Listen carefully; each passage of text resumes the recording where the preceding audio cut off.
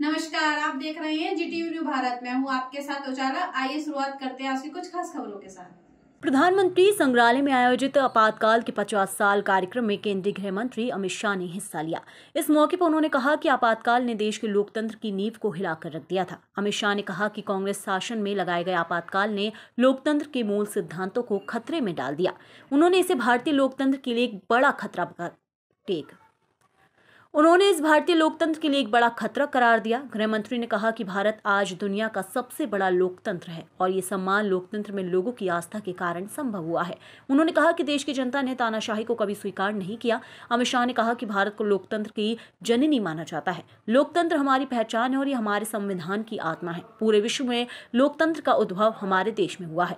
कार्यक्रम में उपस्थित लोगों ने आपातकाल के दौर की घटनाओं को याद करते हुए लोकतंत्र की रक्षा में लगे लोगों के योगदान को भी याद किया। आज का दिन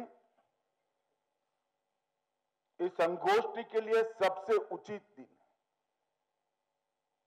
क्योंकि अच्छे या बुरे किसी भी प्रकार की राष्ट्रीय घटना के जब 50 साल पूरे होते हैं तो समाज जीवन के अंदर इसकी याददाश्त धुंधली हो जाती है और आपातकाल जैसी लोकतंत्र की नींव हिलाने वाली की घटना, इसके बारे में याददाश्त समाज जीवन की अगर धुंधली होती है तो किसी भी लोकतांत्रिक देश के लिए बहुत बड़ा खतरा होता है। हम दुनिया का सबसे बड़ा लोकतंत्र बनकर आज विश्व के सामने सम्मान के साथ खड़े हैं। और ये लड़ाई क्यों जीते?